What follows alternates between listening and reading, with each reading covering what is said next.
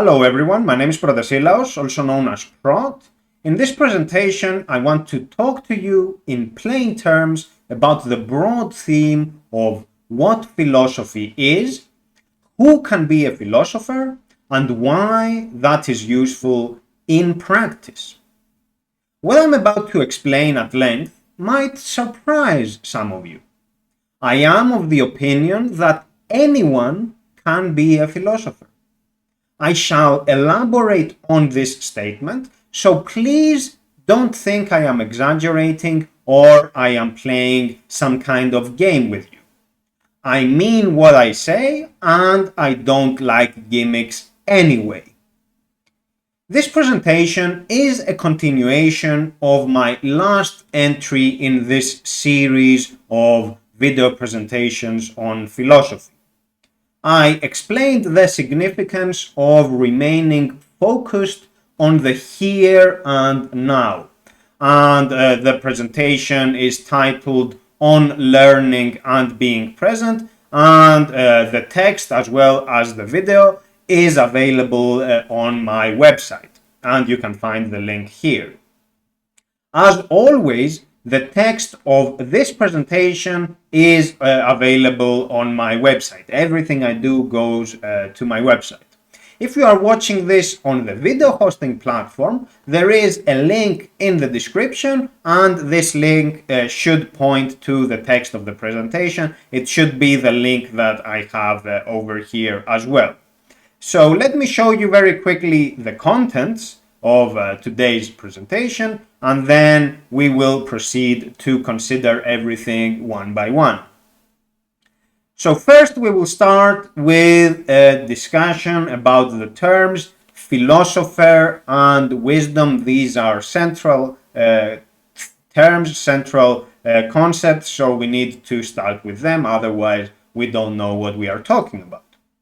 Then we will proceed to the topic about what I think that everyone can be a philosopher. Then we will consider how patience is the key to philosophy. And then we will see how patience applies to interpersonal affairs and how patience informs or underpins the right attitude. And we will see what this right attitude is, what are its constituents or elements, and what those are about. And finally, there will be some words about how philosophy is for everyone. So let's expand those headings and enter the presentation mode, starting with the first section about the terms philosopher and wisdom. So before discussing who can be a philosopher, we need to understand what the term denotes. The word is of Greek origin. It is composed of philos, which means friend, and sophia, which is wisdom. A philosopher is quite literally a friend of wisdom. Philosophy, then, is friendship with wisdom. In this sense, anyone can be positively inclined towards wisdom, just how anyone can show openness and eagerness towards art or sport, for example. In case you are curious, there are words for those as well, but they are not common in English, but maybe you will understand their constituents.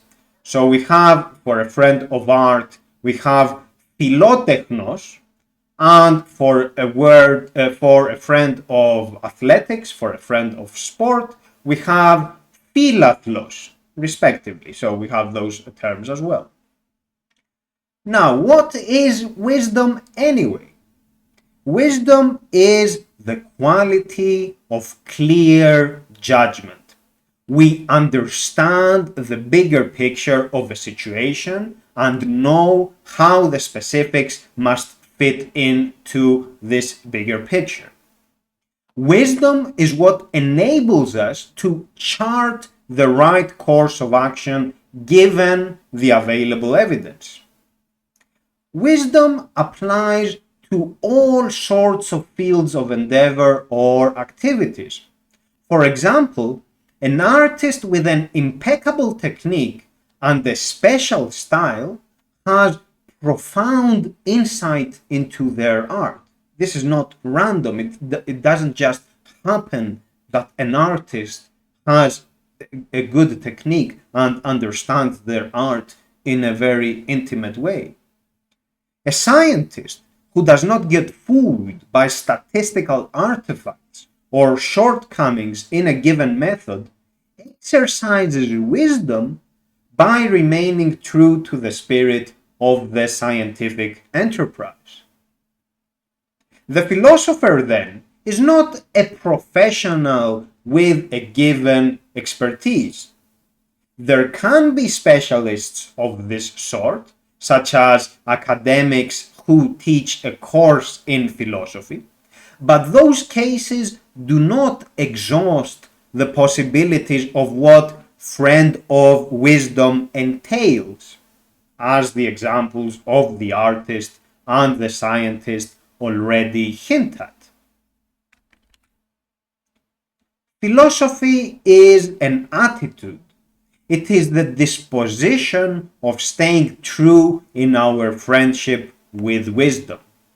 We always want to understand it better and apply our findings to every aspect of our life. We are committed to this friendship and are genuine about it. Everything benefits from wisdom. The way we conduct ourselves, how we treat other people, the manner in which we coexist with animals and other species, our quality as a friend or romantic partner, and so on. When something is couched in terms of wisdom, it is done in a better way than when it lacks an understanding of the bigger picture and the specifics of the case. We can think of it as the distinction between being mindful and being reckless. Would you ever trust a reckless surgeon over a mindful one? Would we want to be friends with someone who doesn't pay attention to our needs, or would instead prefer a person who actually understands our condition? Wisdom thus manifests as thoughtfulness. We like people who put thought into what they are doing. They are better at their art, mindful of their responsibilities, deliberate in their actions, responsible in their operations, consistent in their pursuit of correctness. In other words, thoughtfulness enriches our life. Wisdom is as practical as it gets. It is not some vague abstraction somewhere in the sky, so to speak, that has nothing to do with our daily, with our quotidian affairs. Wisdom can inform every facet of our existence and underpin all patterns of behavior. It is relevant in every situation. Next section. Everyone can be a philosopher. Wisdom appears to us as thoughtfulness, and thoughtfulness applies to everything we do. We can all be more mindful of our conditions by reflecting on it, contemplating its particularities, and trying to understand how we can perfect our modus operandi as well as our modus vivendi. You may be conditioned to think of philosophy as some exclusive club reserved for academics with a penchant for discussing obscure topics. I do not blame you for this misconception, because education generally does a poor job of presenting philosophy as a practical affair. It is a lifestyle. It does not require of you to be a unidimensional, one-dimensional philosopher and nothing else. Such is a pernicious caricature which does a disservice to all of us because it keeps us away from wisdom. No one wants to be unidimensional. We are multifaceted. We have different aspects to our life. We want to have an enriched and complex experience of the world. The reason education does not present philosophy properly is because it is pedantic about trivia. We have someone who has put zero thought into it, asking us to write what a specific passage of some ancient text means. I remember, for example, how the Greek education system had a course where students were expected to memorize and recall what some interpreter had to comment on Plato's Protagoras. Protagoras is just a work of Plato. It's the title. It's also a name, but it's the title in this case of the work. So we were asked to memorize the comment of somebody else. It wasn't even Plato's own words. Instead of studying Plato's general points, we were wasting time with secondary commentary. I also remember, in the same vein, at college, when I took an introductory course to ethics. I didn't study philosophy, by the way. I studied politics and economics and law, but that's another point. So we had this course, introductory course to ethics, Ethics 101.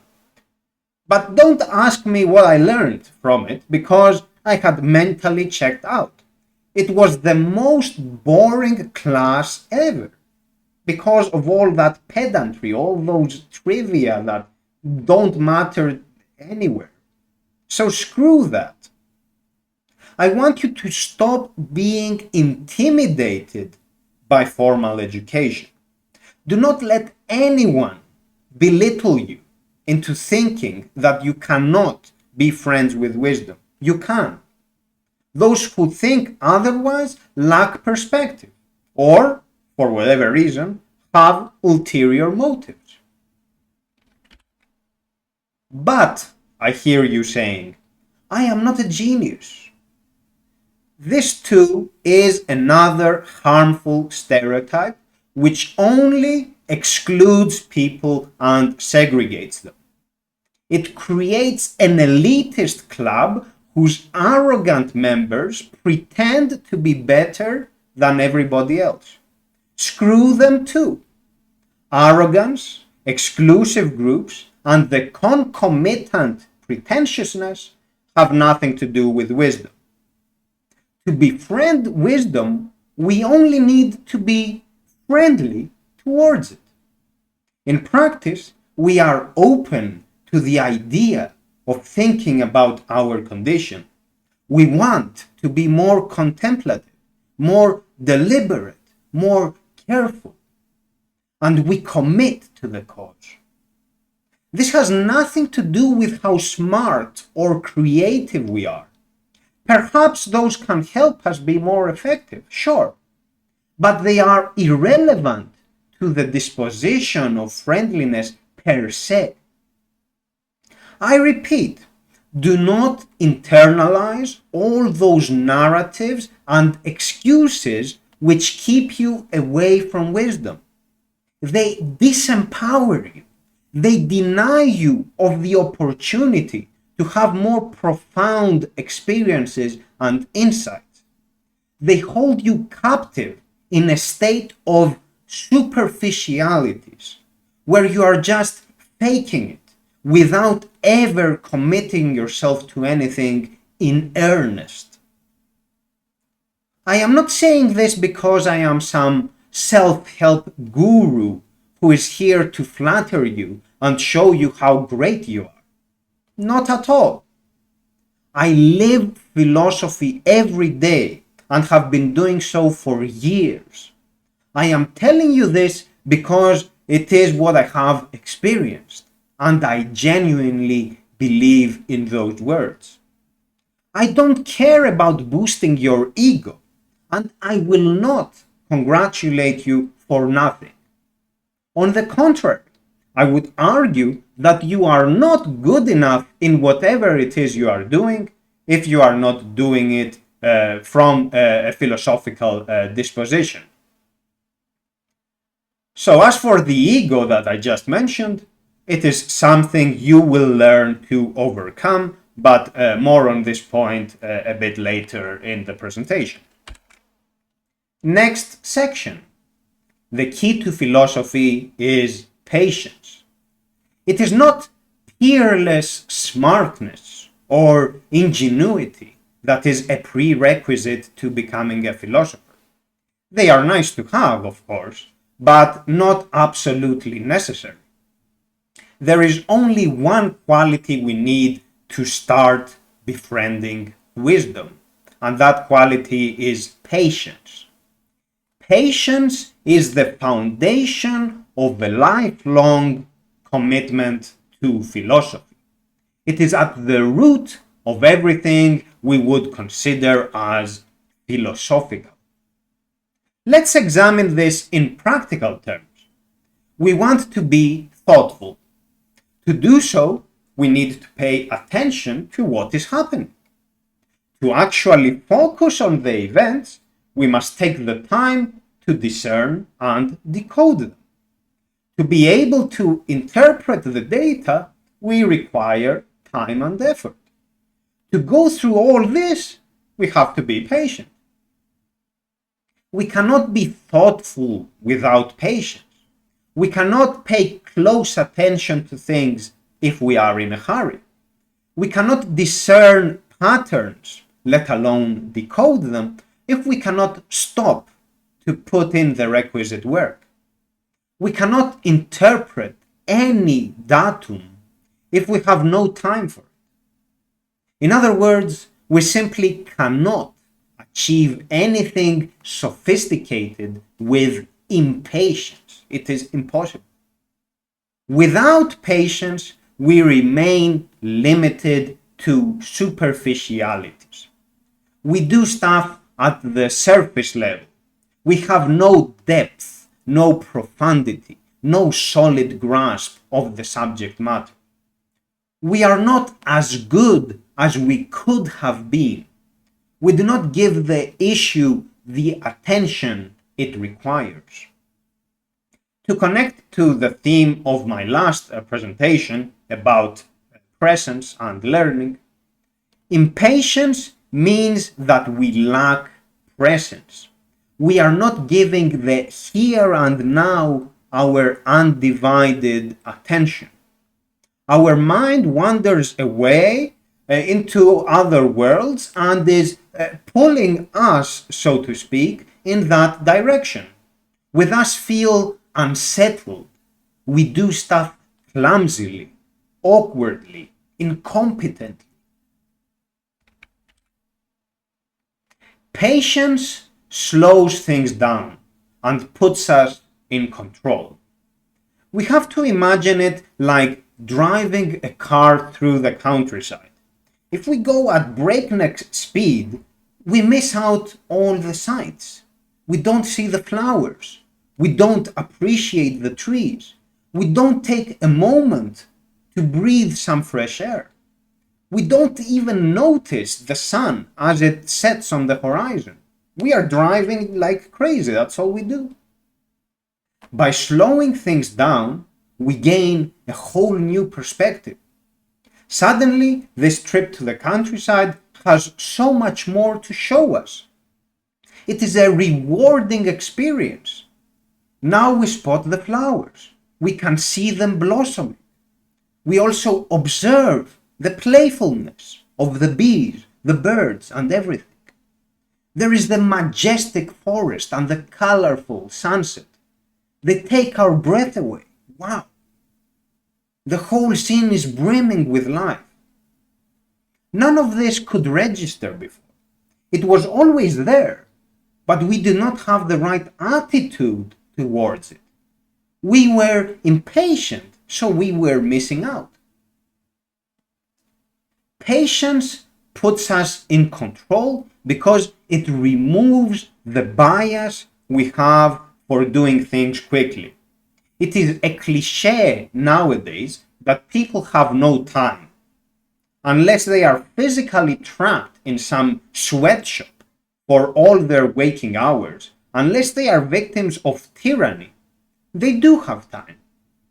They just assume they don't have time because everything is incessantly, constantly, that is, calling for their attention. They simply cannot focus on anything. They are drowning in overstimulation and have thus ceded control. They have given it away. They raise their hands in desperation.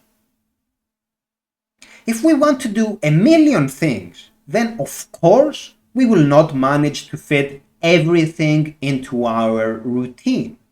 We try to do a bit of everything, but as we are running out of time, we do not go in depth. We can only give each item a quick look and move on to the next one. This is a vicious cycle.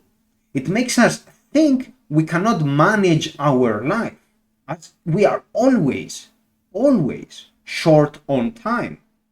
We are driving at breakneck speed without realizing it. Patience gives us control because it reminds us that our time is finite. We must not allow ourselves to be compelled into action by every stimulus out there. Advertisements, social media, constant notifications on all our smart devices with a sound that is optimized to keep us hooked to them nonetheless. Apps that track all the minutiae and keep nagging us to do this or the other, etc. With patience, we become more eclectic, more selective. We learn to pick and choose what we truly like. We find the signal, we isolate it, and seek ways to blot out all the distractions. All the noise means nothing to us. Suppose we find ourselves in a crowd. Everyone wants to talk to us, but there is one person among them we want to spend some quality time with. If we are in the mindset of answering every call to action, then we will accommodate everyone in the crowd and necessarily miss the opportunity to dedicate ourselves to this special someone who is in the crowd. Whereas if we are patient, we will tell others to wait just like we do. First, we offer our undivided attention to this one person, and then we move on to the next task, again giving it the time it requires. By being selective, we stop being accommodative. We cannot please everyone, and we cannot be physically present everywhere. There are inescapable trade-offs. By recognizing this insight, we are empowered to act. We no longer have a false sense of duty to respond to whatever is out there. It is impossible to do that. We have to impose some structure and set priorities. In other words, we must assume the initiative. We become active as we stop living life from the sidelines where we are just waiting for someone to call and we just react to that. We stop being merely reflexive. We assume agency. We become who we want to be, and we slowly work towards that eventuality. This all starts with patience and is sustained by patience. Next section, patience in interpersonal relations. Patience engenders thoughtfulness. It is the key to everything. This also applies to human relations. Now, you may still have some leftover biases and are thinking, what does philosophy have to do with actual people? Isn't it all about concepts and abstractions, I hear you saying? No, it isn't.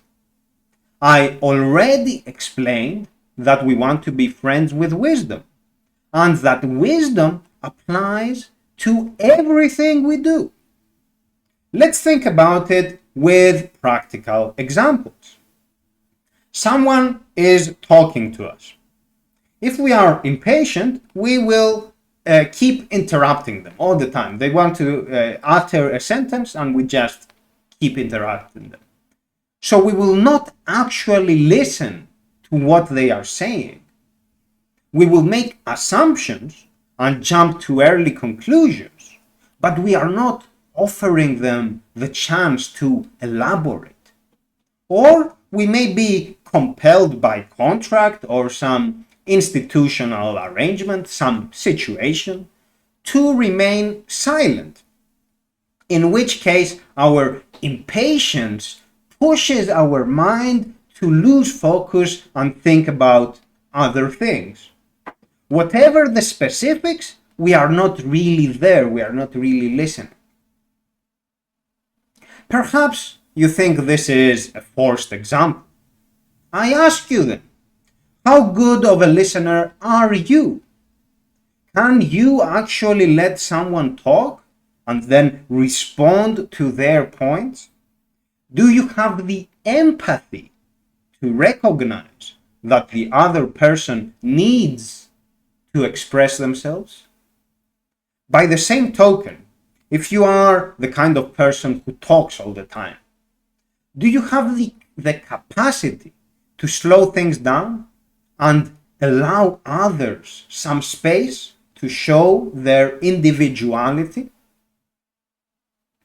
Being an attentive listener or considerate speaker is the same as being a keen observer. Remember the example with the trip to the countryside. By taking it slow, we pay attention to the little things, which together contribute to a whole new understanding of what is there. When we listen, when we speak and see, we do it with patience and we learn from it. Else, we let important information slip away.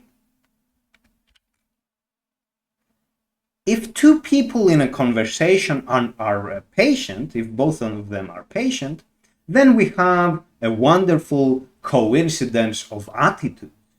They both take the time to listen to what the other fellow has to say, and they both treat each other with respect. Whatever the topic of the discussion, it is more profound and rewarding than if they were effectively competing with each other over who gets the most time on stage, who attracts most of the attention. Patience makes us respect our time and by extension helps us develop empathy so that we respect others as well. In turn, patience puts us in the right frame of mind as we no longer seek the fake token of attention, We want to go further and understand things at their greater depth. What the topic of our inquiry is doesn't really matter. It can be art, sport, science, a craft, or another being that we care about. When we understand something better, we begin to realize that our self is not the only one who is important. For example, when we acknowledge that other people need time to speak as well, we see in them the same need for individuality that we find in us. We are compassionate and thus considerate. As this insight develops further, we recognize that our ego is not important. It is a false god that we worship only in our ignorance, only when our impatience prevents us from experiencing in earnest all those wonderful presences out there. Patience broadens the scope of our perception. We let go of the private cult of personality we have. We admit to the presence of others. We are in control of how we experience phenomena, as we now are more competent at tracing patterns and making sense of them. We do not let distractions interfere with what we are doing. We effectively have a different worldview than our impatient self ever did. Again, I must stress that this is all philosophical. Consider this example where we went on the trip to the countryside and experienced nature in full. We gave it our undivided attention. We allowed it to enter our space and enrich our life. We could do it only because we were patient. We were actually focused on the moment and had no pressure to be somewhere else. We are not in any kind of a hurry.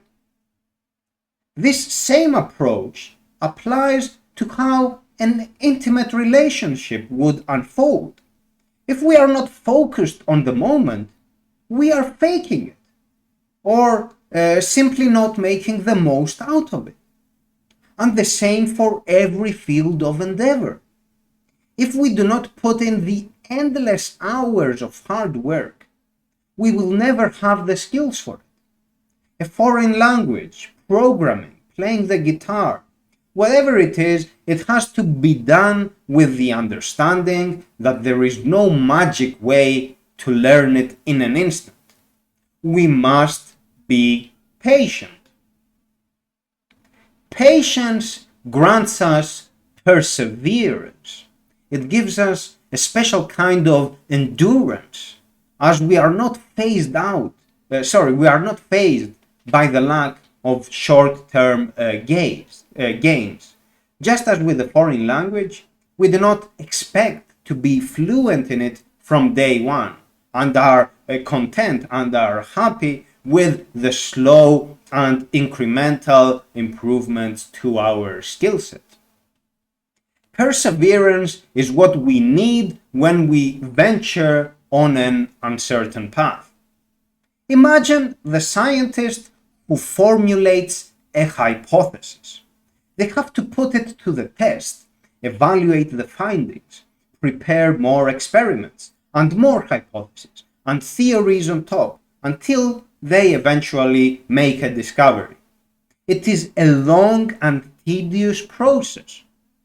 Humanity largely benefits from it. None of that would be possible without perseverance and thus patience.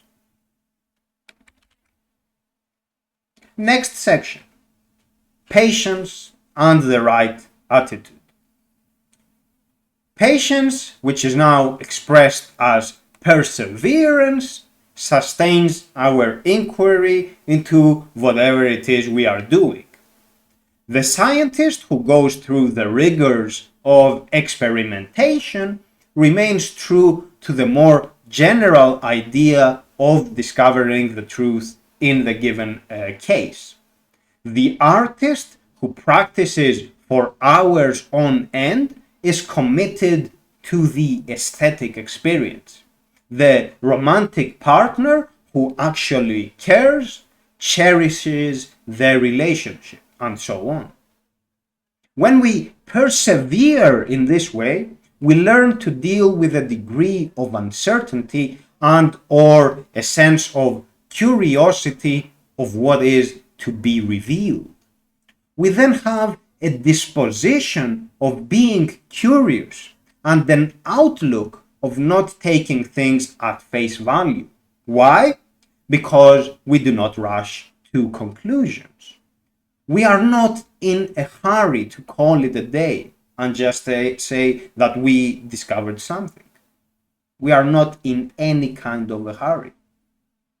Patience, then, trains us to be inquisitive and dubitative. We inquire about the world, about the subject matter, and we always maintain a healthy dose of doubt about our findings. Our patience has taught us that there are things out there we have not noticed yet. There is always something that intrigues us, even when we are experts in our field.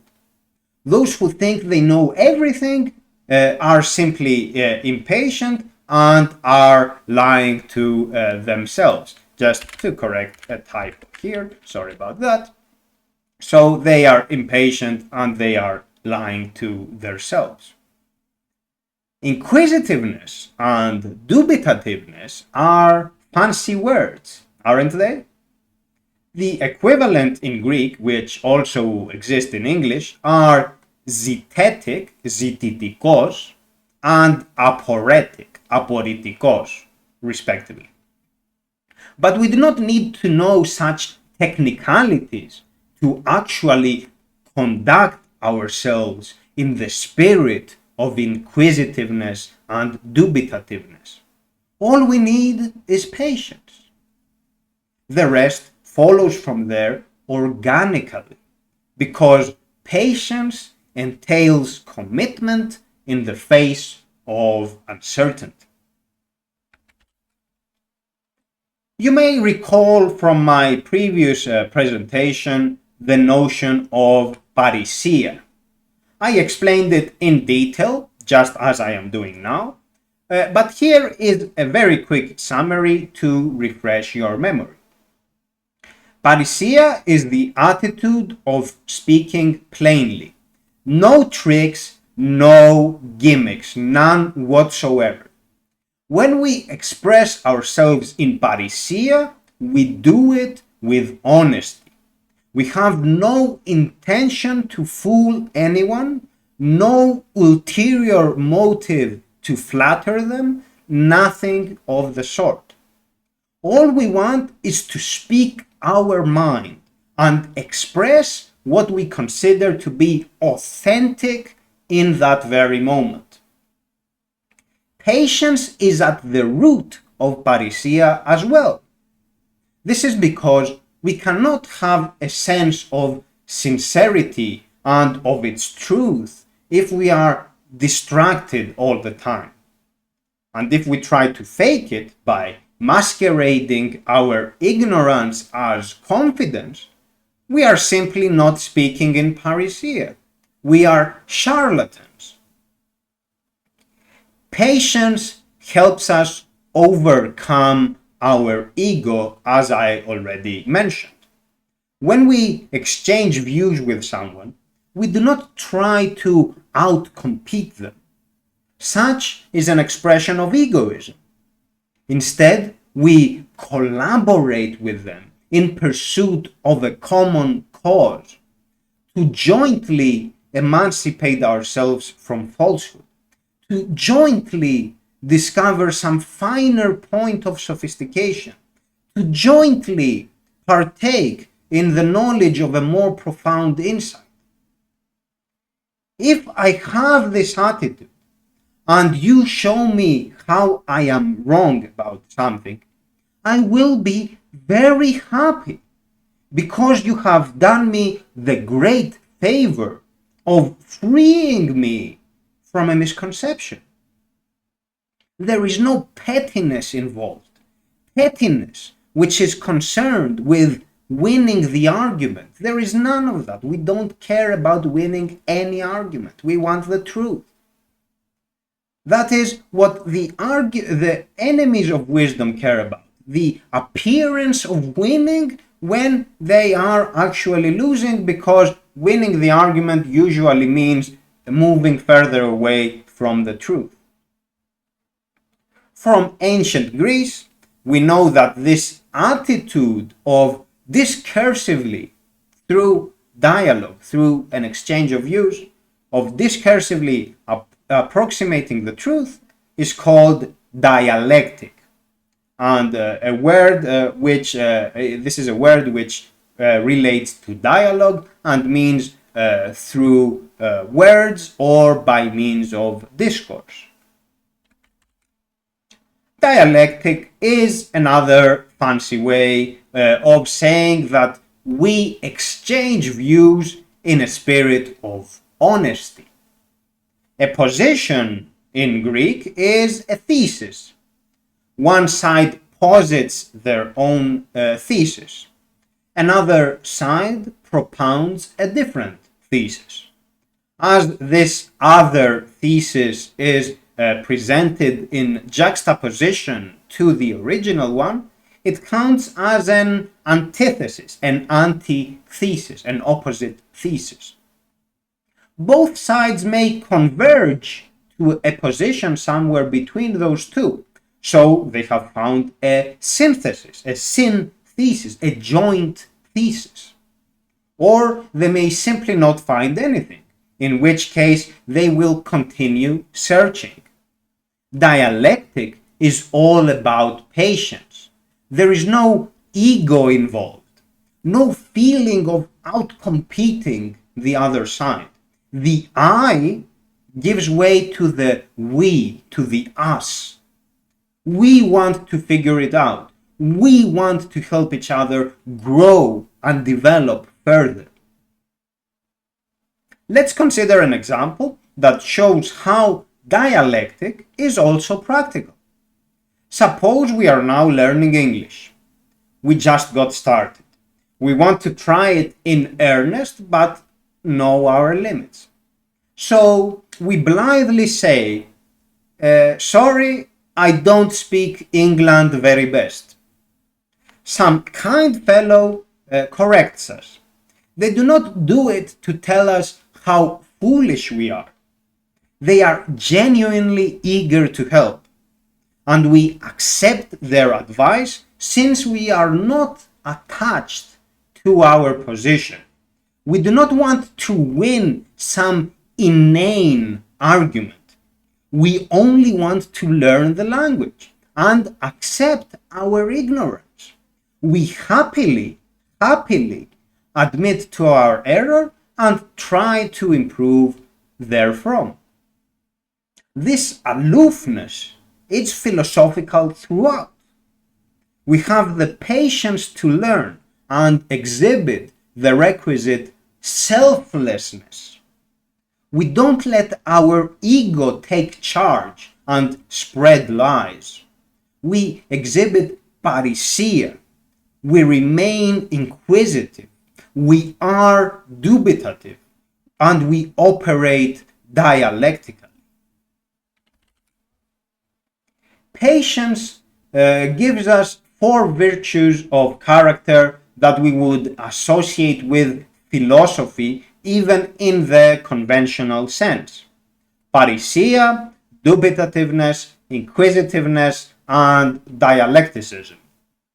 We do not have to memorize such technicalities. All we need is patience. I am just mentioning them so that you can see how far this goes. But wait, because I am not done yet. It goes even further. Patience is the gift that keeps on giving. Consider again this simple example of learning a new language through trial and error. We are not committed to our thesis, to that which we state.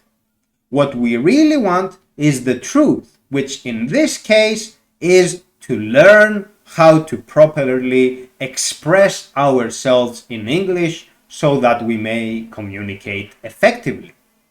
This means that we do not cling on to our current knowledge or ability. We do not make the mistake of considering it an extension of who we are. We are happy to let go. We understand that it is not ours. It is alienable, meaning that it can be taken away from us. Patience teaches us that many things we take for granted are, in fact, alienable. In case you watched my previous video, you may have noticed one such example.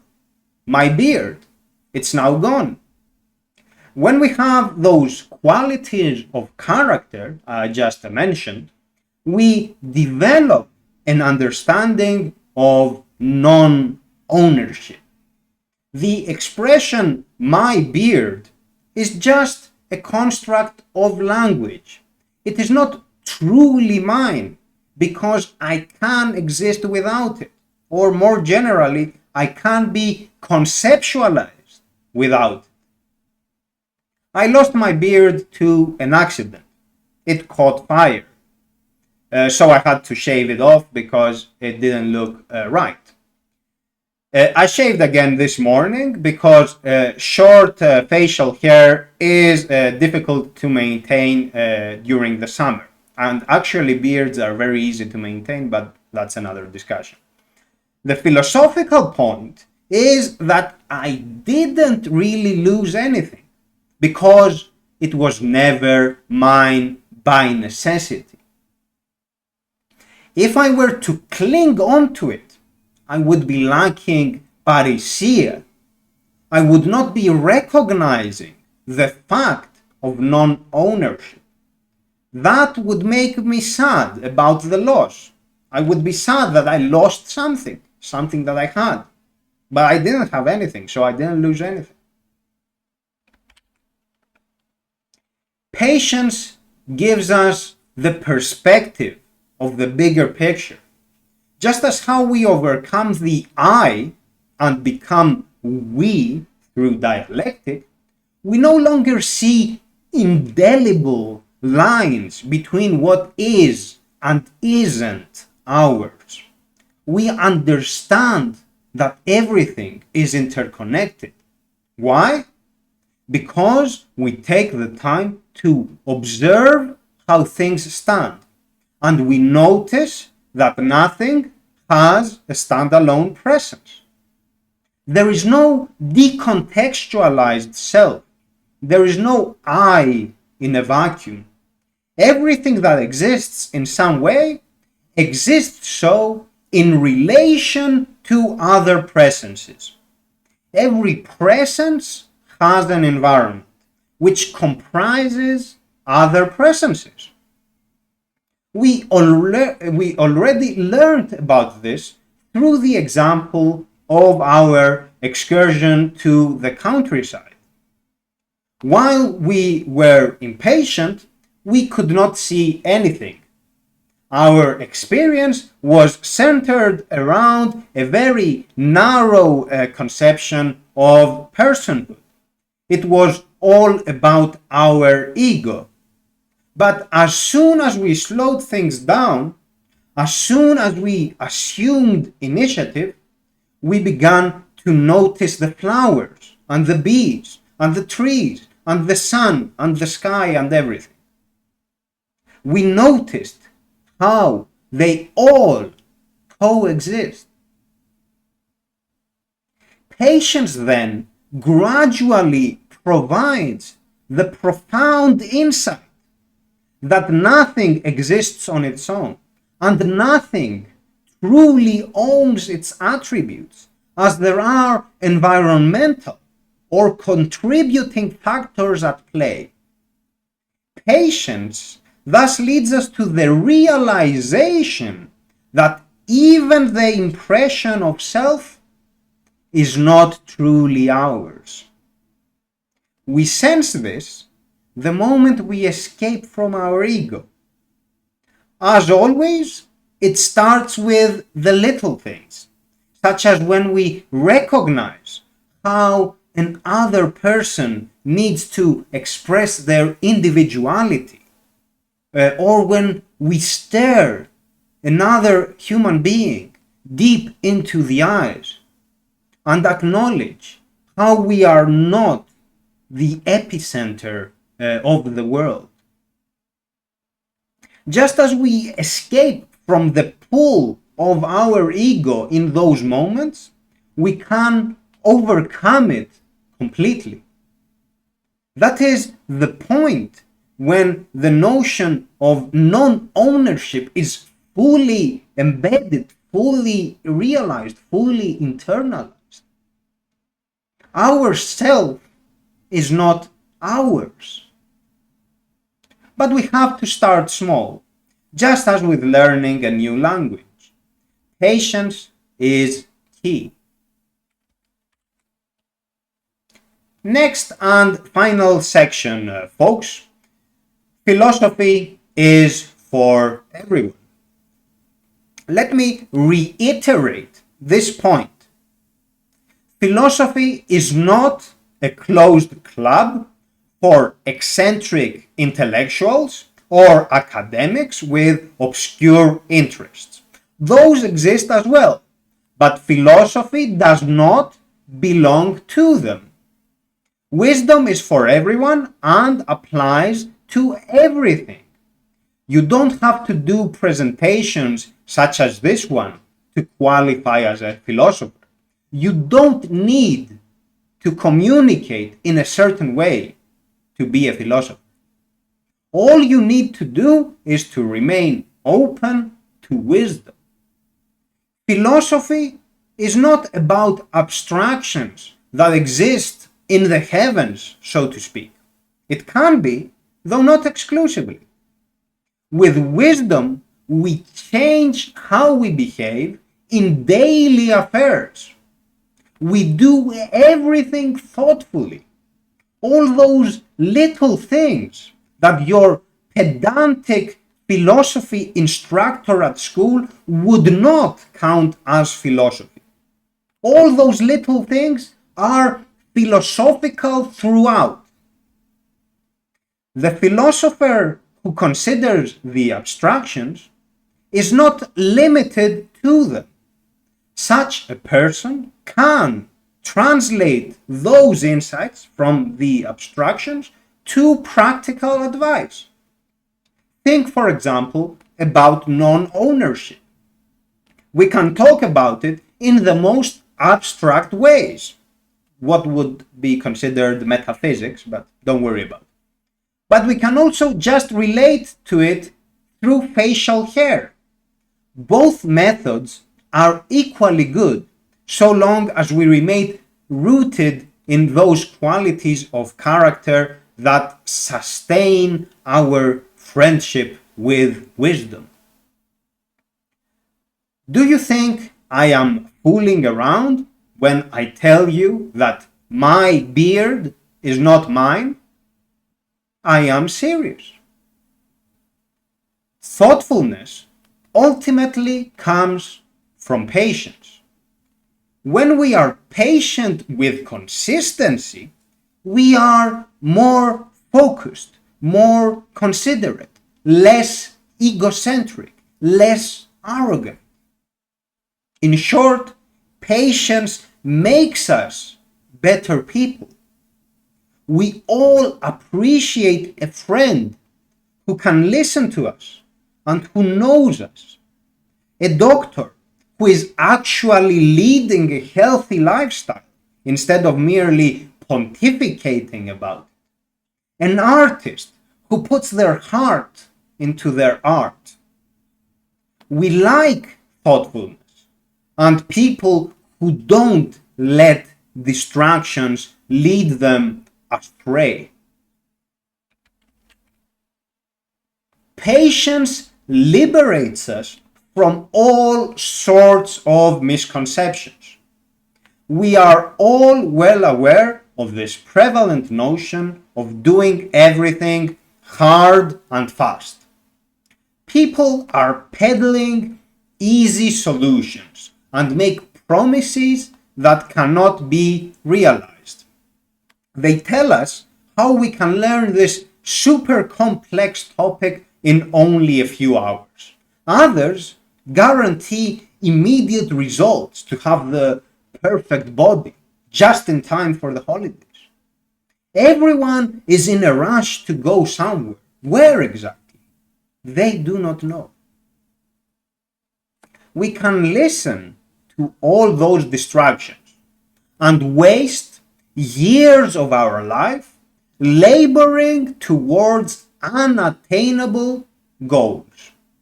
Or we admit to the need for patience. We have to impose a structure and set priorities. We must pick something and stick with it for some time in order to evaluate it better. We have to let go of this opportunistic attitude of remaining at the surface level. With superficialities, we will never be happy with ourselves because we will always be trapped in a cycle of constantly chasing after stimuli that call for immediate action. The reason we cannot be happy is because all those stimuli are infinite. No matter how hard and fast we go, we will never be fulfilled. There are things in life which involve a degree of sophistication. We have to give them the attention they deserve. Notice the word here, sophistication. Does the Sophie prefix sound familiar?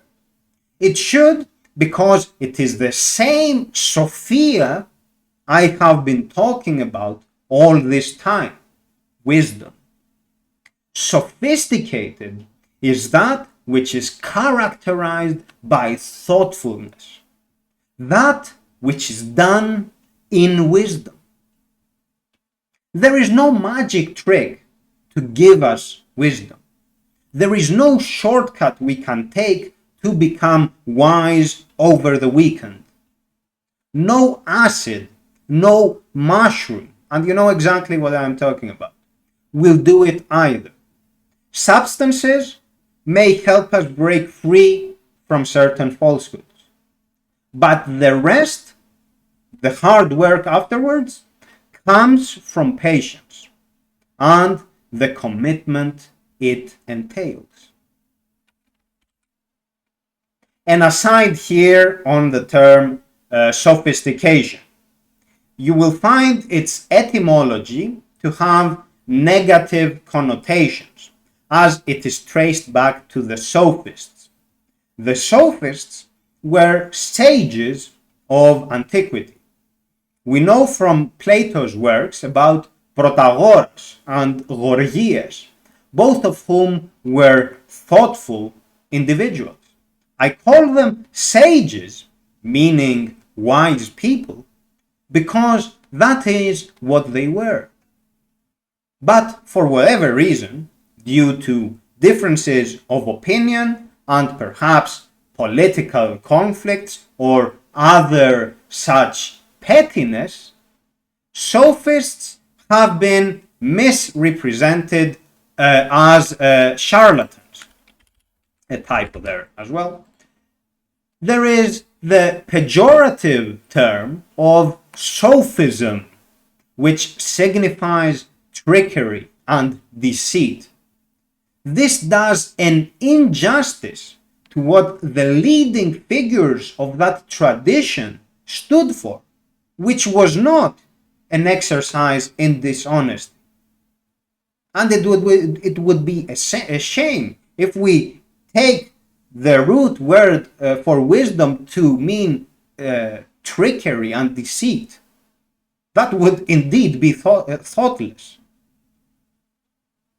This is similar to how cynicism, another important school of philosophy, has been systematically derided through the eons to the effect that cynic and its derivatives are used as very bad words nowadays. You don't want to be identified or be described as a cynic. Ooh, bad thing.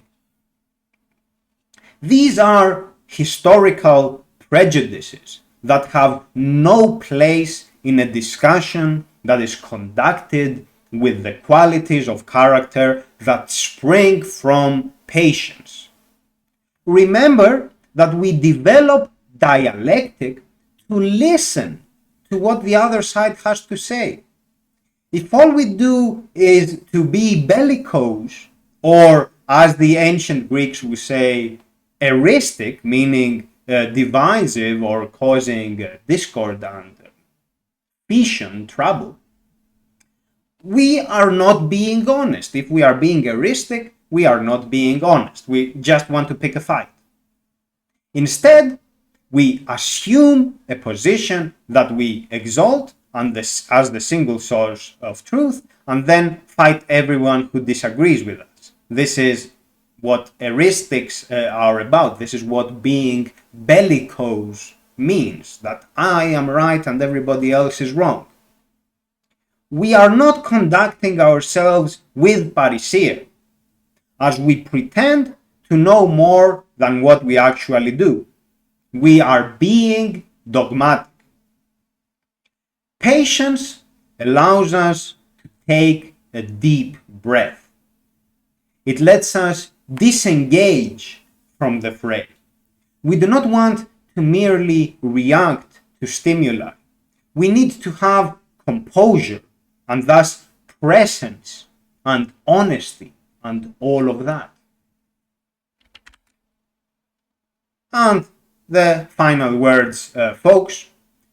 As I said earlier in this presentation, do not let anyone belittle you.